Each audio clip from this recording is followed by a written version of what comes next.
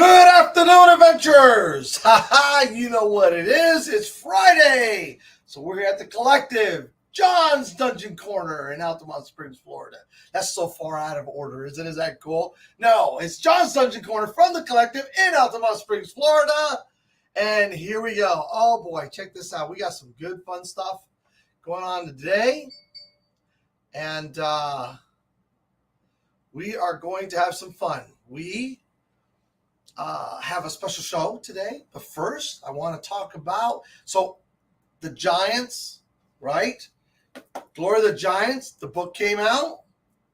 Special edition came out with it. They're glorious. It's beautiful. We talked about that last week, right? Okay, so now the miniatures. Because what's the book without the miniatures? So I have the miniatures. Here's the brick of it, right? A whole brick of them. 8 boxes of miniatures. 42 miniatures in all. I, of course, already bought one because that's how we roll. We have got to sit there and get a box for ourselves. It's a must thing. And yes, I'm off camera because I'm sitting and opening the box, and sometimes you just need special tools. But here I am. I'm back. All right, so we're going to open this box of Glory of the Giants. Here we go. Let's see what we got. Dun, dun, dun. Whoa, this is kind of cool, whatever this is. Whatever this is, it's cool. Look at this big mamma jamma. Wow. What? Oh, this is cool. It's like a skeletal giant. Look at this. It's like a skeletal ice giant, snow storm giant, or snow ice giant, frost giant. I'm not sure. It just looks so cool with the chains on him and everything. Look at that. Oh, that is just too cool. I'm loving it. Let's see what else is in here, though, huh? Let's take a look at the other miniatures because it comes with 3 other miniatures. It's 4 miniatures per box. A big one, a central one. I won't say a big one because it's a central one, and then you get like 3. Jolly Friday to you. Look, the new Giants came in. The Glory of the Giants came in. And I opened up a box because I had to. Because I just have to. I mean, what is the fun, right? If you don't open it and show it off. All right, here we go. Let me see what we got going on. All right, so the smaller 3, let me see what we got. Don't know that. Hey, no guarantees that I'll still be able to read this just because I got glasses on, all right? But obviously, an orc. Huh? Oh, an orc. Yeah, those see-through bases are... There he is. Okay, and then a cobra snake, a python. I think it's a snake. Well, it's definitely a snake. Very cool. And let's see, red. Probably, and in purple. Look at this. All you purple fans like me, look at that. This is a purple. I'm going to say it's a tiefling or something. Let me see if I can. There we go. Look at that, huh? That armor looks good. Hey, Mitch, hey. Welcome to the show. Happy Friday. Well, you know what? When Antonio comes back, tell him to say hi, and I'll show it off again because I'm leaving it right here. But today, these came in. Oh, I dropped my snake. Look at that. That's cool. I'm going to leave them right here to remind me to talk about them again. But today, I promised you guys last week something special. And although these came in and they are special, that's not what I was talking about. What I'm talking about is we have a special guest, and it is the one, the only, the ever fabulous Fiona! Round of applause! Hey. Woo! Here she is. And guess what she's going to talk about? 3 guesses, and the first 2 don't count. How you doing, Fiona? I'm doing awesome. It's Friday. Oh, it's Friday. The weather's nice. Isn't it, though? Because we're in Florida. It's always nice. It's always nice, but it's not as hot as it was. It will be next week, though. Yes. So everything's good? You've been painting up a storm? I have. I'm sorry. I have to look at this guy. Oh, look. She has to look at it. You know it's a good-looking figurine. Isn't that cool? Isn't that neat? That is awesome. Now, can you imagine when that comes out? Because I can only but imagine it come out in the big one, pre-primer. Yeah. And you can paint it. Oh, yes. There it is. Because guess what she's going to talk about today? I'm going to talk about terrain and set dressing your maps. What? Yeah. Say it again. Say it one more time. I like that. We're going to talk about terrain and set dressing your maps. Okay. Dun, dun. Set dressing. What do you mean by set dressing? Let's talk about that. Okay, so set dressing is something as simple as, oh, I've got these really cool columns that I'm going to paint up, and it has like a little hole in here so you can hang a flag there so that you can dress up your map that people are running on. Things like, oh, they've got to go up 3 steps. You can create 3 steps. Or just to make your terrain look a little nicer, how you can actually do some basing, create your own map squares so that it gives a little bit of interest. Now, unfortunately, my camera setup having technical issues, so we're not able to connect, but I will tell you the step-by-steps. Step by step. Now, if you're going to make your own terrain, it's absolutely easy. You get polystyrene, and Army Painter in collaboration with Gameworks, I think it is. Nope, I'm wrong.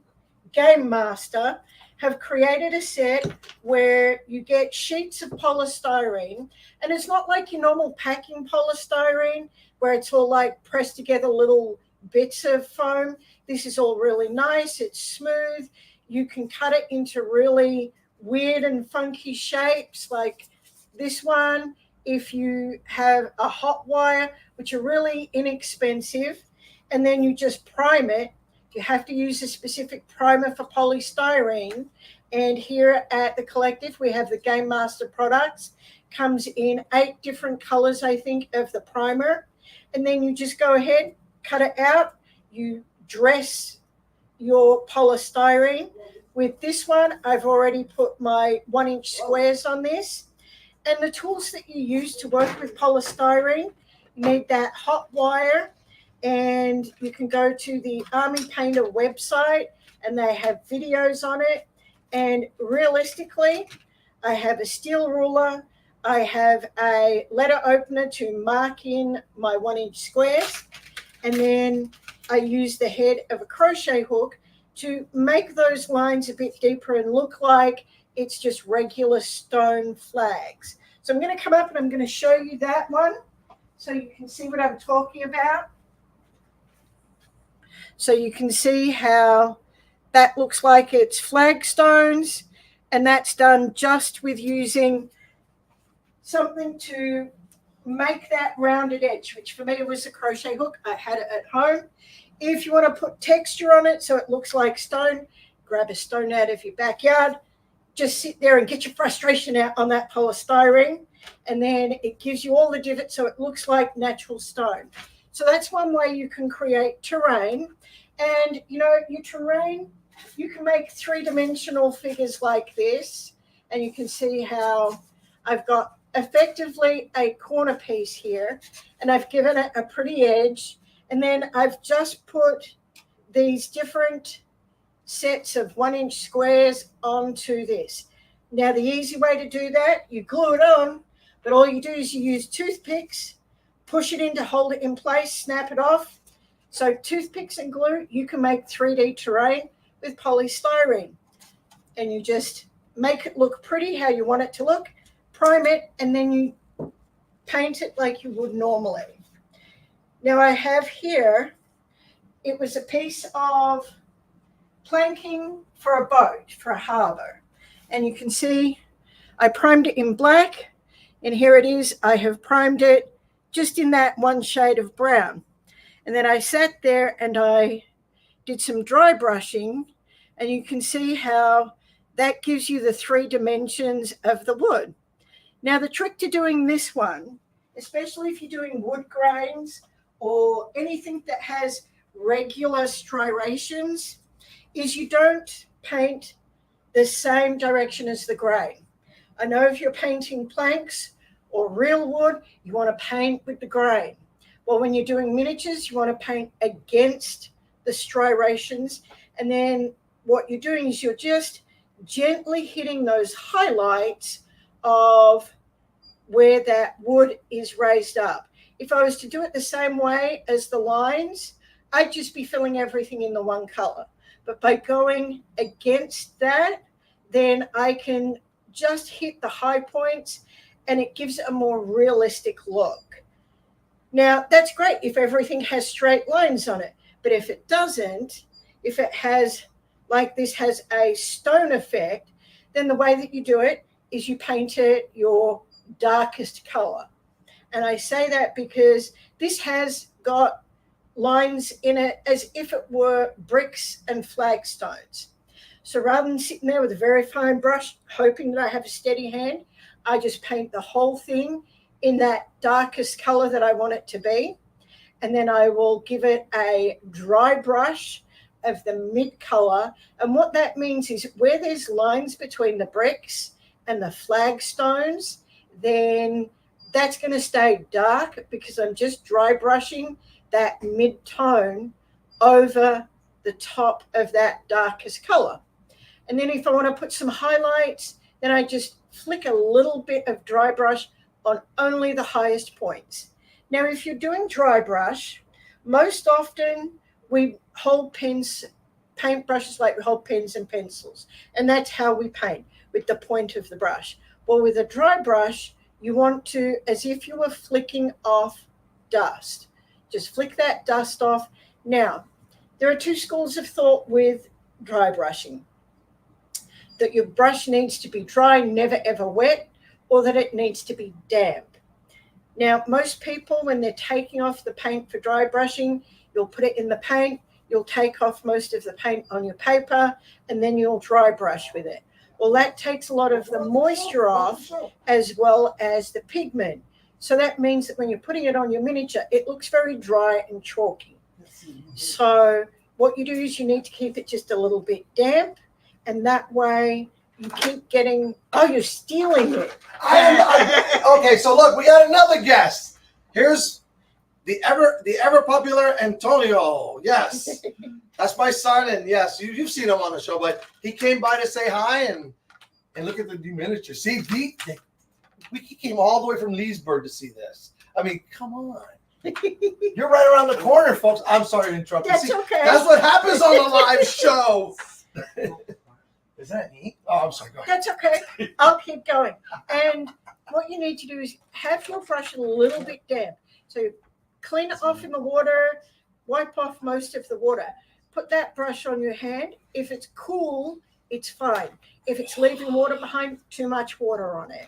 Now, you can dry brush with a flat brush, which is really easy for most applications, especially if you're doing like little filigree and you just want to hit just those high points of the filigree. If you're doing large surfaces like this, you can use what they call a dry brush. And it's a fatter brush and it's a round brush. So, okay, you're doing this, you're getting everything in there, and you just have to be careful that you are not getting it into the crevices that you want to keep dark. So 2 different types of brushes, different effects. If you're doing small areas, go for a flat brush. If you're doing large areas, the rounder dry brush is just as good. You can invest in these brushes here at the Collective. They're not that expensive and they're really good. They have a great effect. Can I interrupt you for just a second? Okay, so check this out. I'm laughing because, okay, so here's the joke of the day. This is a giant poisonous snake. Antonio was able to read the invisible print on it. So here's the joke, though.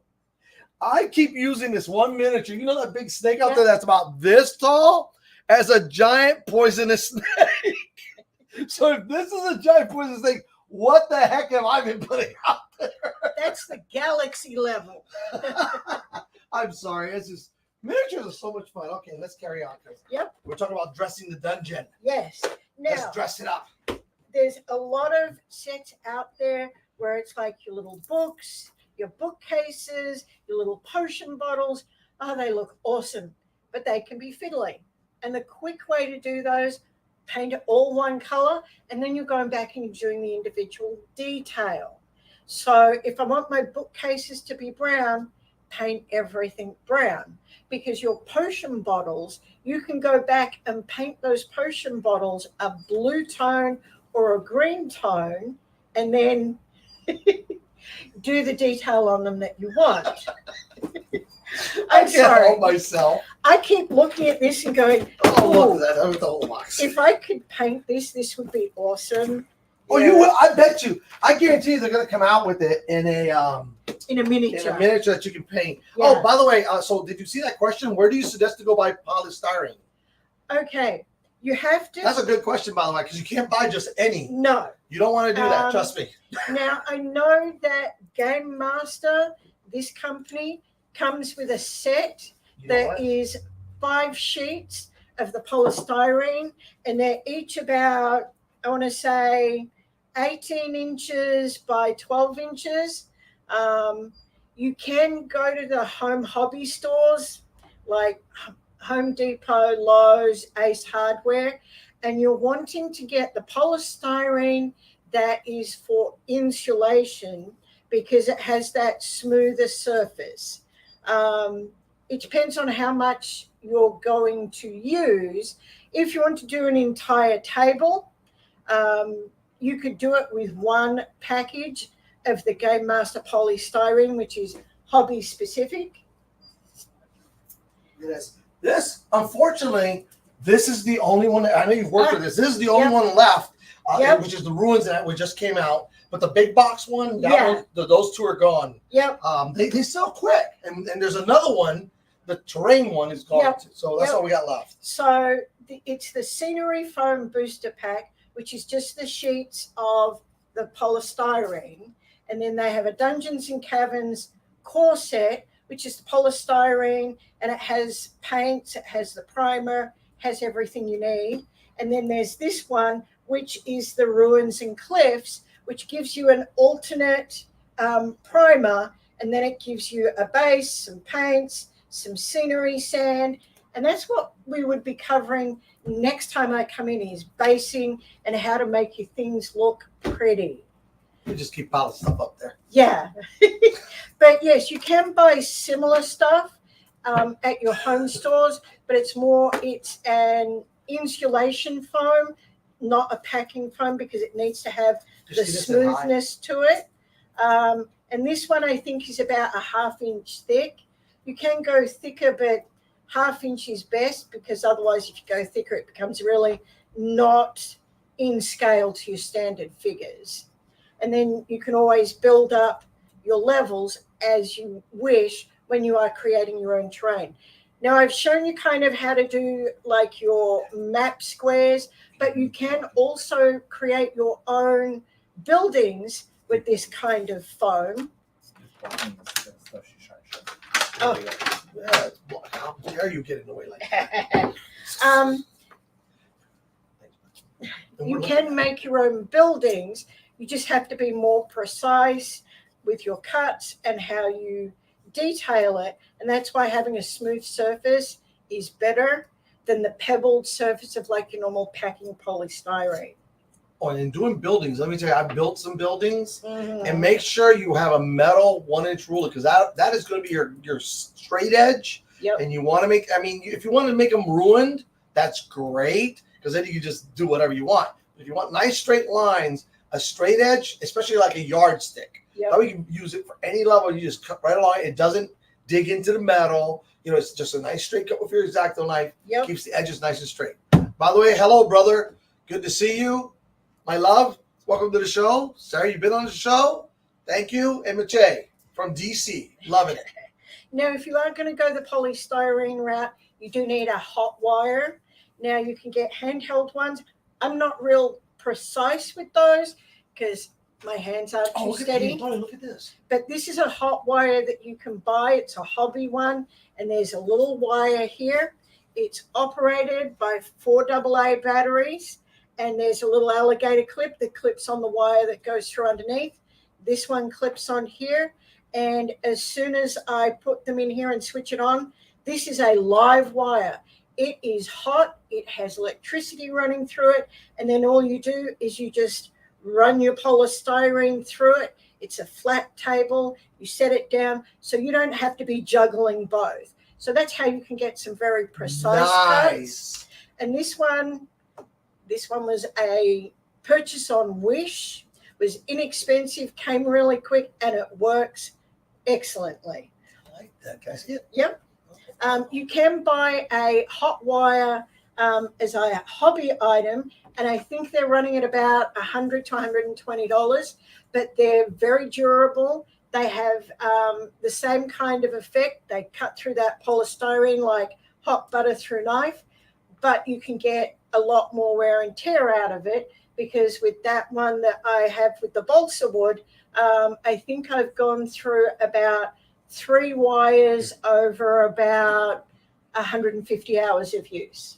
That's a lot, though. Yeah. You do a lot of terrain is what we're talking about here. Yeah, because I not only do terrain, I also use it for other craft projects. Oh. So once you get stuck into the polystyrene, you realize everywhere else you can use it. Yeah, let me really show them this piece, because this is really nice. So, okay, so first of all, if you wanted to do a dungeon, let me see, you can kind of see the little etchings in there for the lines, the squares, yeah. Okay, but take a look at the cuts. Very smooth. Yep. Very clean. There's nothing coming off of it. And look at that straight edge. That's a nice straight edge right there. And you can do this, whereas with the other stuff, it like falls apart. You've got nothing. That's really neat. I have worked with polystyrene, with doing a craft knife, or doing like a bread knife. Bread knife works great for polystyrene, but it goes everywhere. We've done that before. We do not recommend that. No. The Dungeon Core does not recommend the bread knife. No. You'll never be able to use it again. Someone's going to be angry that you used it, and it's way too dangerous.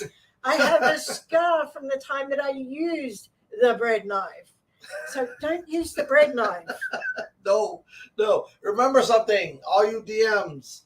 Happy wife, happy life. Leave her bread knife alone. Absolutely. But terrain always comes down to what is your base color, what is your mid color, what is your highlight.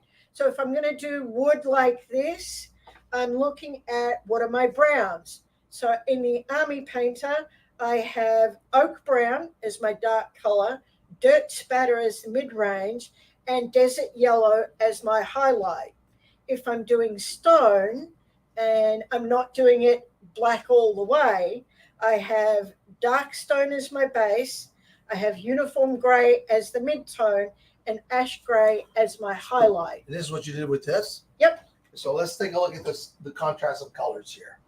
So obviously, this would have been the dark color. This is what the dark color would look like if you just left it alone. Yep. Then this is what it kind of looks like once it's all blended in. Let me see if I can get a good. See if you can get it focusing on that. There we go. So you can kind of now see the different contrast between the light and the dark and the mid.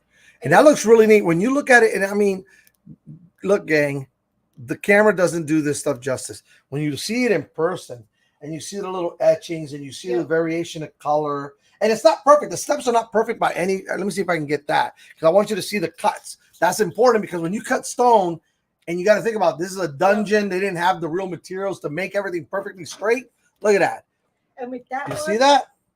You can see the variation. It might have a little angle to it, but that's okay, because that's what you want. That's what makes it look realistic. And all of the divots and texturing on this is done with this exact stone. What is that? Basically, it's just a stone. That's it's just just a rock. a stone out of my backyard. And as I was saying earlier, get your frustration out. Wait. Bang it in. Are you going to do that to this? Yeah. Okay, let me show them first. Okay, do you suggest a special coating to put over the final painted terrain to protect it from figure bases and other stuff from scratching it off? Okay, wait. Yep. Let me show this. Oh, no, go ahead and answer that, because then we'll do this. When you're done with painting it, I would suggest absolutely go ahead and seal it with a varnish, a spray varnish. And again, hobby specific, because your standard like spray can varnishes for your acrylic paints for miniature painting will also work with this, because you've got that layer of paint over it. It's not going to degrade your polystyrene. If you do like a Rust-Oleum one, that reacts with polystyrene even if you have painted And it'll it. melt it pretty much. Yeah. You can't completely prevent something from, oh, it's resting on here and makes another divot. Just paint it, make it look like it's supposed to be there. Exactly.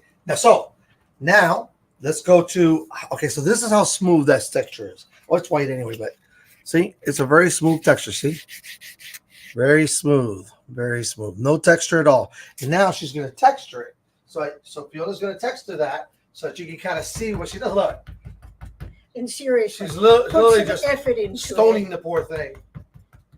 Just beat it up there. And Okay. if you want to show that, Now look at this. Okay. So that was smooth. Let's see if we can see that. See the divots in there? and that gives you a more natural type texture. That's really neat. Look at that. Yeah, yeah. And you can use different kinds of rocks. I have a round rock if I want it to be a little less jagged. You know, anything can be used to make those. All right, so there you go. marks. So now we textured it. Yep. So how about painting it? Painting it, you would then spray it with a coat of primer. Okay. And remember this important part. This is a specific primer designed for the polystyrene. Yep. Don't use your regular primers because those are for plastic. And even though polystyrene may think it's plastic, it's not. Yes. Because your regular hobby primers will melt the polystyrene. Same as Rust-Oleum. Although, if you want your stuff melted to look like a red dragon breathes fire on it and tip off the it works characters. wonderfully. Yes. Red dragon. Oh. But this is specific for polystyrene. You're right. Now, where do you get that? We have it here at the Collective. Yeah, that's really a hobby-specific Yep.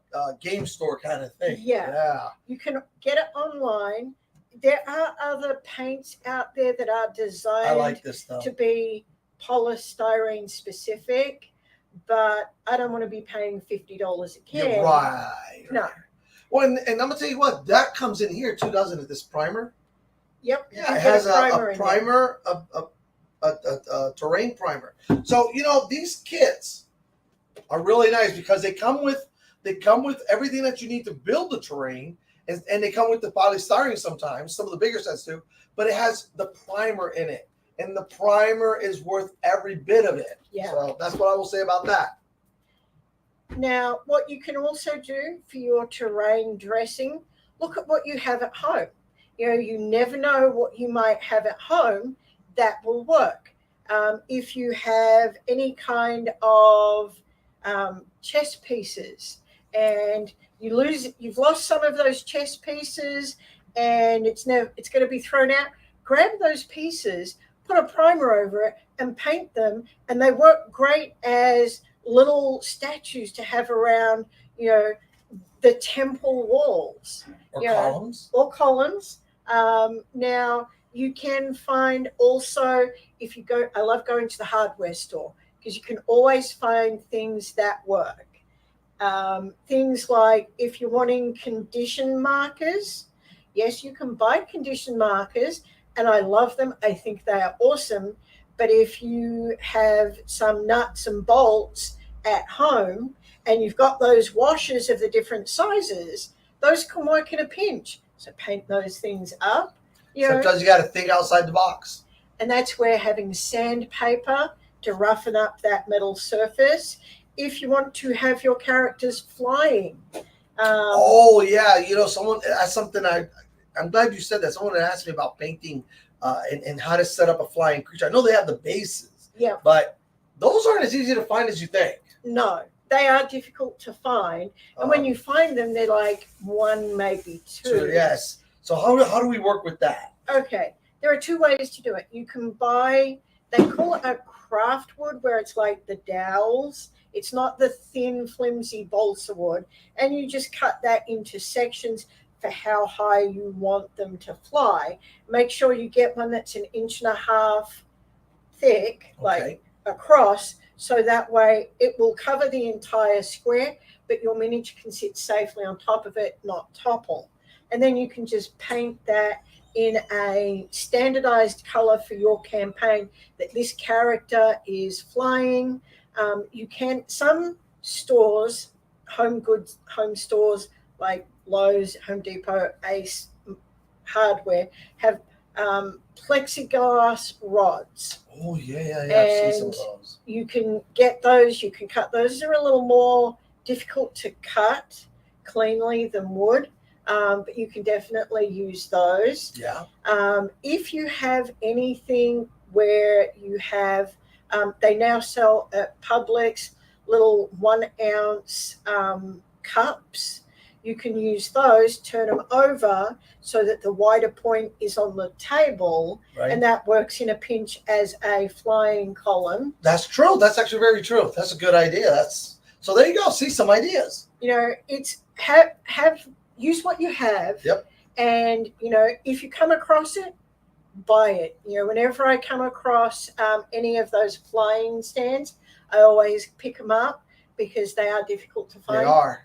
And one of the areas where I have found those kinds of things is if you start talking to the old school war gamers who work with like the First and Second World War, they will often have those for the planes when they recreate the historical battles. Oh, okay. So, The flying, right? They put them up on the. Yeah. I've seen that. Right. So if you happen to find one of those conventions going in your area, drop in, see if they have any of those like little plane stands for when they're flying. That's a great idea, actually. That is a really So, good idea. Yeah. So, okay. So did we talk about this terrain here? We did. Okay. I So showed them this one. Did you show them up I didn't close? show. Well, I showed that smaller one up close. All right. So this piece, now this is a dungeon terrain. Yep. It is a piece of dungeon terrain. Not all dungeons have to be gray or dark, and some of them are so old that nature has started to creep in on them. So you start getting the what is that called? The Lichen and the lichen and all that kind of thing, and the there's another word, algae. the algae. Thank you. That start growing between the rocks, and so you give it like a little greenish tone, not real heavy, kind of like I said, this is the kind of thing. It looks good on the camera when I put it up close, but I think it would look even better if you came in and took a look at this. Look at that. See how you still see the stone, but you see the green in it now? And this is like an ancient ruin, or maybe even a ruin outside that has fallen by the wayside. Now, this one is really cool because this is definitely something that I would use like for a temple outside, a temple, maybe a castle that's in ruin. Take a look at this. This thing has stuff growing all over it, right? It's cracked. It's got the green moss on it. It's got the lichen on it, probably some algae growing on it. Hey, that could be poisonous, and as the characters step on it, throws up a poison, an airborne poison that they have to sit there. It may just make them sneeze for the next 10 or 12 minutes. But imagine the caster trying to cast spells as he's sneezing, right? Okay. See, everything doesn't have to be crazy, and your terrain, the terrain itself can become quite a quandary. Now, also, it's really good if you want to make toxic pools. Oh, did you bring any of that? I didn't. Oh, I've seen what you're talking about. Now, see, and let's talk about this for a second because somebody asked me after I talked about the paint class that we did, because I know you do the paint class on every first Saturday. First Saturdays, it's 10 till 2. 10 to 2. Second Sundays, 11 to 3. And then it is third Wednesdays, 6 to 8. Okay, so the question was, because we were talking about that, Donna and I were actually talking about it on the show, and I got an email saying you can add little mushrooms. Absolutely. Yes, well, Jason, are you out there? That's a Jason question. You know that, right? Use air dry clay. Thorn loves mushrooms. Make your little mushrooms out of air dry clay. Spray it with primer. Paint it how you want to paint it. Put it right there. Right in front of the door, right? But no, they were asking, can you do a class on the terrain? Yes, can we set that up sometime in the future, maybe for September, October? I would say even November. I mean, just that way we can tell people, hey, this is the day. Yeah, I think if we do that on the first Saturday of November, Okay. we'll do a class on working with this terrain, this polystyrene. You heard it right here. First Saturday of November. We are, if you not, when I mean we, I don't mean me. I mean her. We collectively, you at the collective. I will be there, but don't come to me. Hey, John, how do you do this? I don't know, man. Fiona. Yeah, we will do a class on it because it's so much fun. And I mean, you saw how nice and straight these lines were. Head of a crochet hook. And all I'm doing is going in and going down that line and making that line deeper. So it has more profile. That's really neat. And then what I'll do is I'll just go down the sides of each line at an angle, so it looks like it's the rounded edge of a flagstone. See, I'm gonna try to show you this, but you probably will not be able to see the difference very well on the camera because it's white. I added it to my calendar. Look at that. Sarah is all about that. Oh, yeah, you can. Let me see if I can turn it just a little bit more. There. I don't know if you can see that real well, the difference between the one line and the rounded edge. Well, that's kind of oxymoron because a rounded edge is no longer an edge. It is an edge. It's just chamfered. There you go. There you go. There you go. I love it. But that's shop class. That is really nice. I like that. You know, I was trying to build of course, okay, this is before I knew about the polystyrene, so don't be hating. I sat there and I took, the white sheets that were, and I started sitting there drawing my lines, and everything was good at first, right? Because I just kind of did it lightly with a pencil, so I'd have the lines. Then I sat there and I took not a crocheting hook, but the stuff that we use for painting. So when you're sculpting, yes, I took one of those, and I'm like, and all of a sudden everything's just flaking off. I'm like, uh-oh. And everything's flaking off, and I'm like, this is not working the way I wanted it to. And let me tell you what. Yeah, I never did anything with it because it was like not good.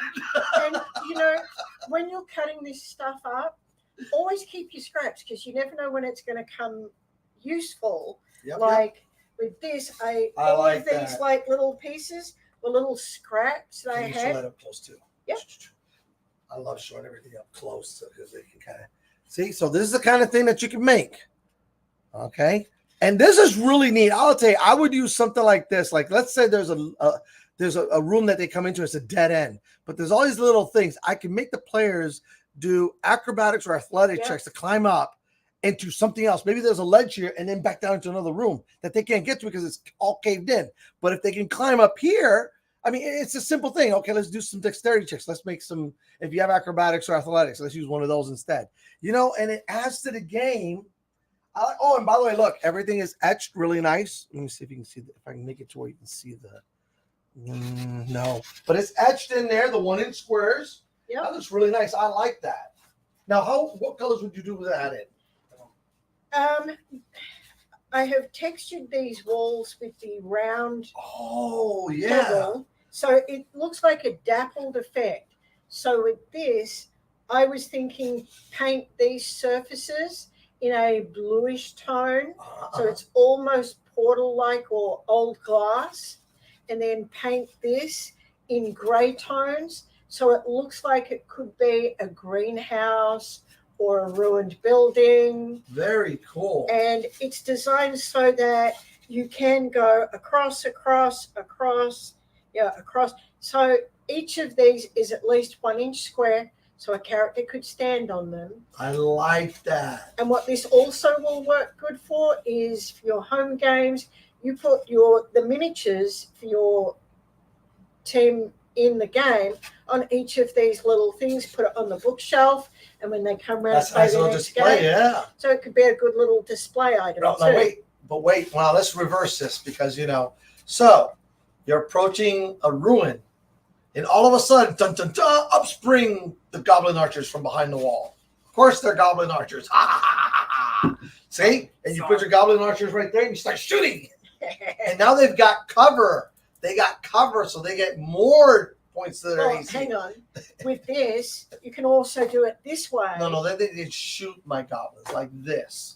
Well, What I'm saying is, if you put it on its side like this, Oh, they can hide behind them. then you have like little Okay. wall pieces. Okay. They got protection. My goblins got protection. So, and it's like, well, you can't just shoot up and hope it'll drop on them because you've got these walls here. So they have to maneuver to get to that. So I like it. Can I have this? No. No. No, golly. That was quick. It's not finished. Let me finish. Oh, no, I'm just kidding. I'm gonna make it with them. So a miniature day, I'm gonna have to sneak over here and pretend I'm sick that day. Call it. Why don't you just ask your boss? Oh yeah, I'll ask my boss. Okay. But yeah, for the day that we're going to be working on the polystyrene, I'll have a couple of sheets. Oh, that's awesome. I'll That's have a awesome. hot wire. Hey, can we also do maybe like that first Wednesday too? Can we do like, just in case they can't make it on Saturday, because some people work on Saturdays. Okay. Can we do like the Wednesday too? Yeah. Kind of dedicate That 2 hour time frame. Yeah. Yeah. That'd be awesome. So there you go. Look, I think I should Now, did that for me. You know, The only thing I I can't have have to say, this, but November, November, that third Wednesday, that third Wednesday. maybe the day before Thanksgiving. I'm not sure. Is I'll have it? to look at the calendar. Well, we're gonna be thankful for polystyrene. The 23rd is Thanksgiving. The 22nd is the Wednesday before. Ooh. Oh, so maybe that's not Hang on. good. Let me look at the calendar. All right. And the reason why I say November is so that way you can say, hey, I would like this for Thanksgiving or for Christmas. Oh. Hey, Sarah, make sure you come to this No. Saturday one, okay?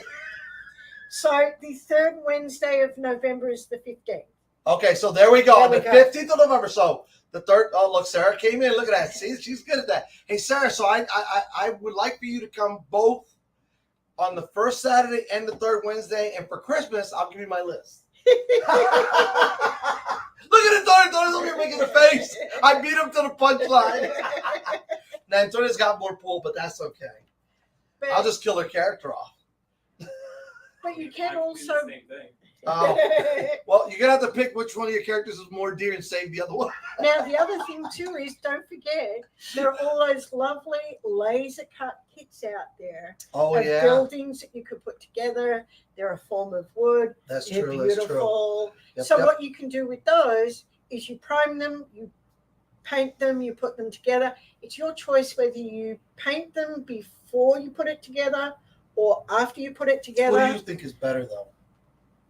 Me personally, because they come in like flat pieces of wood, is Right. I would prefer to paint it while it's not put together, because once I've put it together, it's just those tiny little connection points, that I It's have hard to- to get. Yeah. and I have to just sand those, and it all fits together, and it's a little bit of touch up.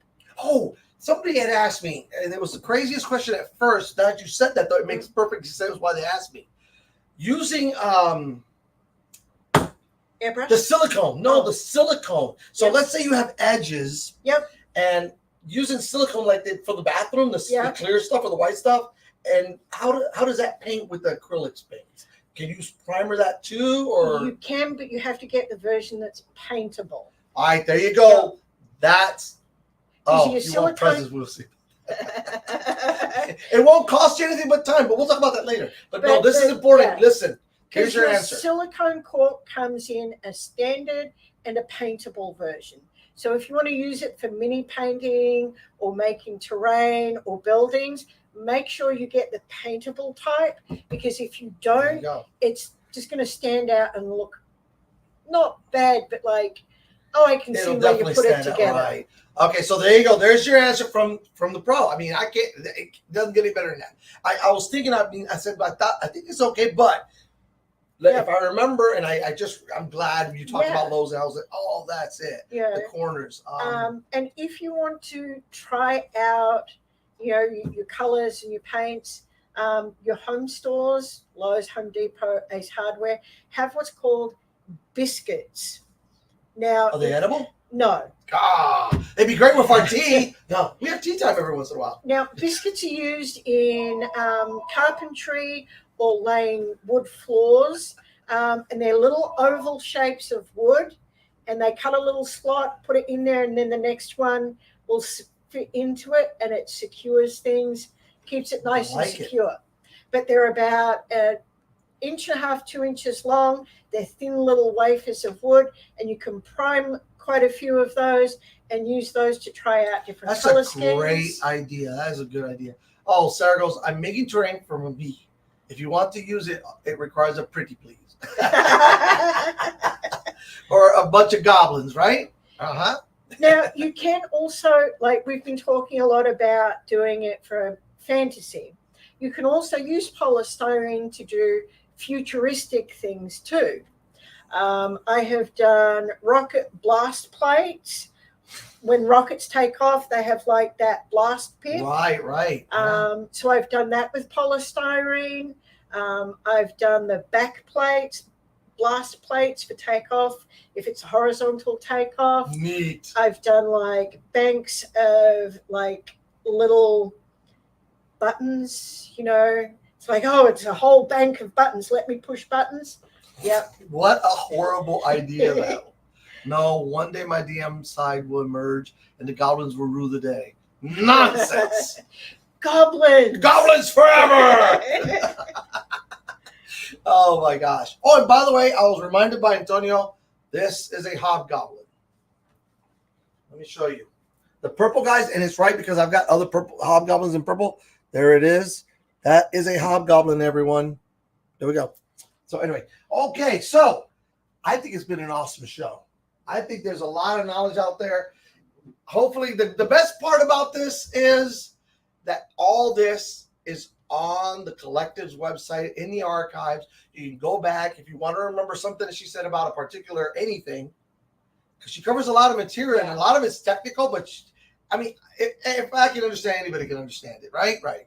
So, and you can come into any of the times that I'm here and ask me your specific question, and I'm more than happy to answer it. It's not, no, I'm only going to talk about this. Yeah. I've seen that where people have come in with their miniatures and have paint, and they say, hey, I'm having trouble this. And she will sit down with them and talk about that miniature and give them some ideas, and even go as far as showing them some different paint schemes. And ta-da! That's what I did with my tree hunt.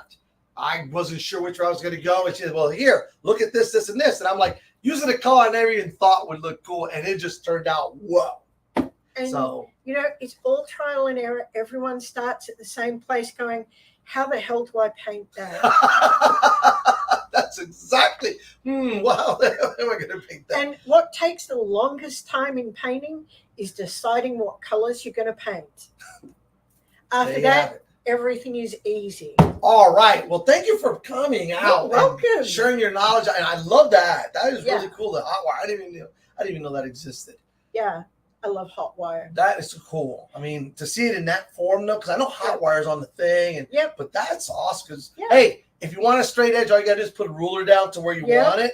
And boom. And there you go. Or if you've already put your lines in, you're just following that line. There you go. So, thank you so much. You're it was welcome. wonderful. You are always welcome back. And I'm sure we'll see you sometime maybe before the end of the year. Yeah. One more time? I'm thinking, One more time? How about if we do October? Look at that, October. We'll do early in the month in October, and we'll talk about basing. Basing. We're going to finish out the year of paint, of the paint classes. Yep. With basing, because let me tell you something, and it's not just the terrain. You base a miniature, and you've seen some of our miniatures based. It changes the whole concept of the miniature. Is it in snow? Is this a snow clan? Are they from the Rockies? Are they from the Underdark, the mountains? It is so cool. Anyway, yes. So with that, this is John from John's Dungeon Corner and Fiona, the Paint Master. That is a new title, the Paint Master. I like that. And Antonio, who's sitting over there very calmly, come on over here and say bye at least. He's going to just stick his head and go, hey! There he is. Ta-da! From the collective in Altamont Springs, Florida, saying, have a wonderful weekend. May the roll rise up to meet your feet, and may all your adventures be successful. I will see you next Friday. I will not actually. Wait, we got to talk about next Friday. So, next Friday, we are taking that walk to the second trip of the year up to Pennsylvania, to the Pennsylvania Renaissance Festival. Awesome. And So that's what we do, you know, Labor Day, Memorial Day, and Labor Day. Those are, I meet with my brother from New York, and we go somewhere in the United States that has a Ren Fair. This year, we're going to Pennsylvania. So there will be no show, but that doesn't mean I won't be thinking about you guys. And as always, send your questions to johnsdc2021@gmail.com. I always appreciate it. I never disclose who it is, so you ain't ever got to worry about that. And have a great, wonderful, and safe Labor Day.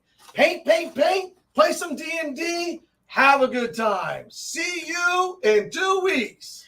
Take care, everyone. Bye.